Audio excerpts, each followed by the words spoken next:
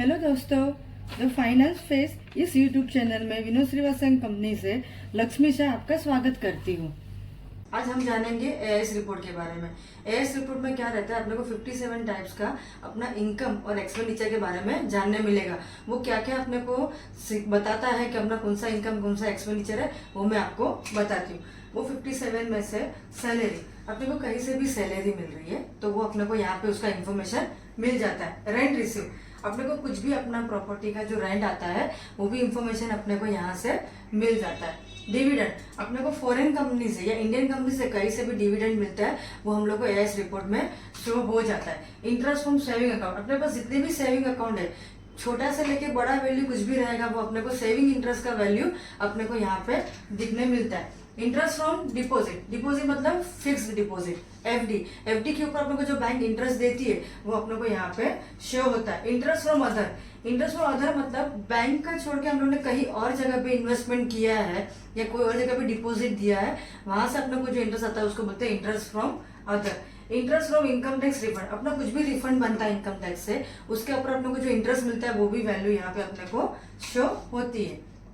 Rent on plant and machinery, अपना कुछ भी प्लांट एंड मशीनरी है जो हम लोग ने रेंट पे दिया है, वहां से अपने को जो रेंट मिलता है उसका भी वैल्यू अपने को एआईएस रिपोर्ट में शो हो जाता है। विनिंग फ्रॉम लॉटरी, हम लोग ने लॉटरी से या पजल से कुछ भी चीज जीते हैं। आजकल मालूम है ना, मार्केट में बहुत सारी गेमिंग, ऑनलाइन गेमिंग चलती है, उससे पब्लिक कमाती है, तो उससे जो भी कुछ कमाया वो अपने को यहाँ पे शो हो जाता है। Winning from horse races, receive of accumulated balance PF from employer, जो एम्प्लॉयर को पीएफ के ऊपर जो इंटरेस्ट मिलता है उसका क्या वैल्यू है, उसका जो भी अमाउंट है वो अपने को यहाँ पे शो हो जाता है।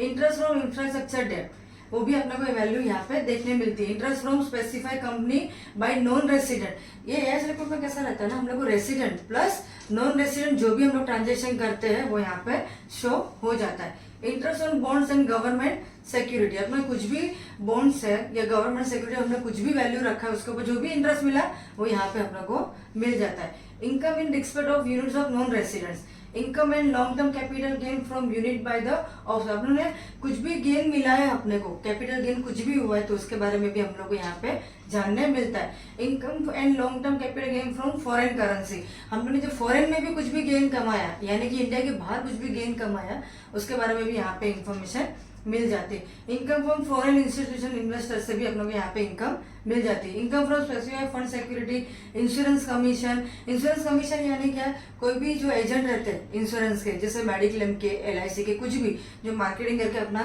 कमाते हैं कमीशन, वो कमीशन के ऊपर जो भी अपना इनकम बनता है या टीडीएस जो भी कटता है वो यहाँ पे अपने को शो हो जाता है। अपने को लाइफ इंश्योरेंस पॉलिसी से कुछ भी रिसिप्ट हुआ वो भी यहाँ पे अपने को देखने मिलता है। Withdrawal of deposit under national saving scheme का भी अपने को कि हम लोगों ने कितना डिपॉजिट किया था, कितना सेविंग था अपना, वो जानने मिलता है। रिसीव ऑफ कमीशन, अपने को on sale of lottery ticket, हमने जो लॉटरी टिकट बेची है उसके ऊपर अपने को जितना भी कमीशन मिलता है, जो मिडल मैन को जो कमीशन मिलता है उसके बारे में भी यहाँ पे जानकारी देखने मिलती है। Income from investment in security trust, income on account of repurchase of unit by mutual fund या यूटीआई, हमने पता है म्यूचुअल फंड में इन्वेस्टमेंट करते हैं या शेयर्स में इन्वेस्टमेंट करते हैं तो सेल के साथ अपने को परचेज का भी वैल्यू यहाँ पे देखने मिलता है।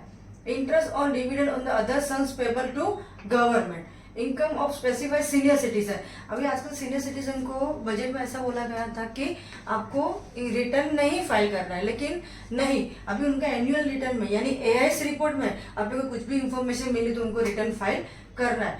सेल ऑफ लैंड और बिल्डिंग, हम लोग ने 30 लाख के ऊपर कुछ भी ट्रांजेक्शन किया प्रॉपर्टी को बेचने में या खरीदने में तो वो यहाँ पे अपने को देखने मिलेगा। Receipt for transfer of immovable property, यानी कि सेल, हम लोग ने प्रॉपर्टी खरीदी या बेची उसके बारे में यहाँ पे हम लोग जान लेंगे। सेल ऑफ व्हीकल, अभी हम लोग कुछ भी व्हीकल खरीदते उसका तो इन्फॉर्मेशन आता है, प्लस हम लोग ने कुछ भी सेल किया किसी रजिस्टर्ड पर्सन को तो इसके बारे में भी यहाँ पे अपने को इन्फॉर्मेशन आ जाए। Sale of security and unit of mutual fund, वो भी यहाँ पे आ जाएगा। Off market debit transaction, off market credit transaction, business receipt, business receipt यानी क्या, जो भी पर्सन को जितना भी इनकम कमाया यानी जीएसटी पर्सन रहे कि विदाउट जीएसटी पर्सन रहे, उसको जितना भी बिजनेस रिसिप्ट है यानी जितना भी इनकम है वो यहाँ पे अपने को देखने मिलेगा। जीएसटी टर्नओवर, जो भी पर्सन जीएसटी में रजिस्टर है उसने साल भर में जीएसटी में कितना शो किया है, टर्नओवर यानी सेल, वो यहाँ पे अपने को शो हो जाएगा। जीएसटी परचेज, जो भी पर्सन ने अपना परचेज शो किया हुआ है जीएसटी में, वो भी परचेज का वैल्यू अपने को यहाँ पे मिल जाएगा। बिजनेस एक्सपेंस, हम लोग ने बिजनेस के एरिया में कोई भी बड़ा खर्चा किया है, फॉर एग्जाम्पल हम लोग ने लाइट बिल 1 लाख के ऊपर जो भरा है वो भी अपने को यहाँ पे शो हो जाएगा। रेंट का पेमेंट, हम लोग किसी को रेंट पे कर रहे हैं, रेंट दे रहे, उसका भी यहाँ पे दिख जाएगा। Miscellaneous payment, cash deposit, cash withdrawal. Cash deposit का आपको लिमिट मैंने बता दिया था कि कैश डिपॉजिट का लिमिट सेविंग अकाउंट में 10 लाख है। 10 लाख के ऊपर आप डिपॉजिट करोगे तो यहाँ पे अपने को शो हो जाएगा, और 10 लाख के ऊपर विड्रॉल करोगे तो यहाँ पे हो जाएगा। और करंट अकाउंट में 10 लाख 50 लाख के ऊपर आप डिपॉजिट करोगे, विड्रॉ करोगे तो अपने को एएस रिपोर्ट में इसकी इंफॉर्मेशन मिल जाएगी।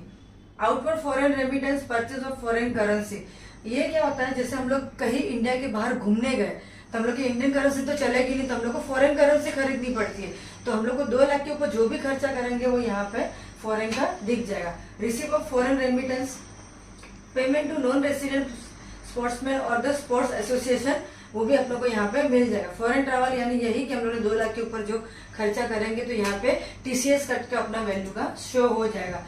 Purchase of immovable property, purchase of vehicle. Purchase of vehicle मतलब परचेज ऑफ व्हीकल हम लोग जो टीसीएस लेती है हम लोग से, व्हीकल जो अपने पास टीसीएस लेते हैं वो परचेज का व्हीकल का वैल्यू भी यहाँ पे शो करते हैं, और अपने को कितना टीसीएस कटा वो भी यहाँ पे शो करता है। और अपने को वो टीसीएस जो कटा है, मिल लिया है व्हीकल वाले लोग ने, वो अपने को इनकम टैक्स रिटर्न फाइल करोगे तो उसका क्रेडिट मिल जाता है। Purchase of time deposit, purchase of security and unit of mutual fund, credit card debit card. हम लोग क्रेडिट कार्ड डेबिट कार्ड में कुछ भी खर्चा करते हैं 10 लाख के ऊपर का, या पे किया, कैश से पे किया या बैंक के थ्रू पे किया, तब तो यहाँ पे अमाउंट मिल जाएगा। Balance in account, income distribution by business trust, income distribution by investment, donation, receipt. अभी ये 54 जो आइटम थी अपनी, वो अपना लास्ट ईयर तक एएस रिपोर्ट में शो होता है, लेकिन अभी 23-24 में गवर्नमेंट ने 3 और नया एक्स्ट्रा इन्फॉर्मेशन अपने को देना चालू किया। वो इन्फॉर्मेशन है डोनेशन रिसीव, रिसीव और ट्रांसफर ऑफ व्यूचुअल, डिजिटल एक्सेस और winning from online gaming etcetera. Donation receive मतलब क्या, अभी गवर्नमेंट ने ये रूल चालू किया है कि हम लोग किसको भी डोनेशन दे रहे हैं तो उसमें अपना पैन कार्ड नंबर भी उनको देना है। तो पैन कार्ड नंबर देने से अपने को एटीजी में उसका इजीली डिडक्शन भी मिल सकता है, और वो पैन कार्ड नंबर देने से यहाँ पे अपना एएस रिपोर्ट में शो भी हो जाएगा। रिसीव और ट्रांसफर ऑफ व्यूचुअल डिजिटल एसेट और विनिंग फॉर ऑनलाइन गेम। तो अब हम ऑनलाइन गेम खेलते हैं आजकल, लूडो है, ये है, वो जो भी हम लोग खेलते हैं उसके ऊपर अपना ऑनलाइन गेम के ऊपर भी जो अपना इनकम होता है उसके ऊपर जो टीडीएस कटता है वो भी यहाँ पे अपना एएस रिपोर्ट में शो हो जाएगा। तो आप सबको रिक्वेस्ट है कि एएस रिपोर्ट अपना चेक करते रहना है कि उसमें क्या क्या अपने का इन्फॉर्मेशन आता है। कुछ भी उस पर डाउट लगा कि ये अपना नहीं है इनकम, या अपना कुछ भी बैंक भी नहीं है, अपना फिक्स डिपॉजिट भी ये वैल्यू का नहीं है, अपना इनकम भी नहीं है, तो आपको जाके कांटेक्ट करना है, और कांटेक्ट करना जो भी आपका रिटर्न फाइल करते हैं उनको, और बताना है तो वो आपको उसका सॉल्यूशन निकाल के देंगे। लेकिन मस्ट है कि रिटर्न फाइल करने के पहले अपना एएस रिपोर्ट चेक करें। मेरी वीडियो पसंद आई हो तो इस वीडियो को लाइक करिए, ज्यादा से ज्यादा शेयर करें, और ऐसे ही इन्फॉर्मेशन वीडियो देखने के लिए मेरे चैनल को सब्सक्राइब करें। मिलते हैं नेक्स्ट वीडियो में। Thank you so much.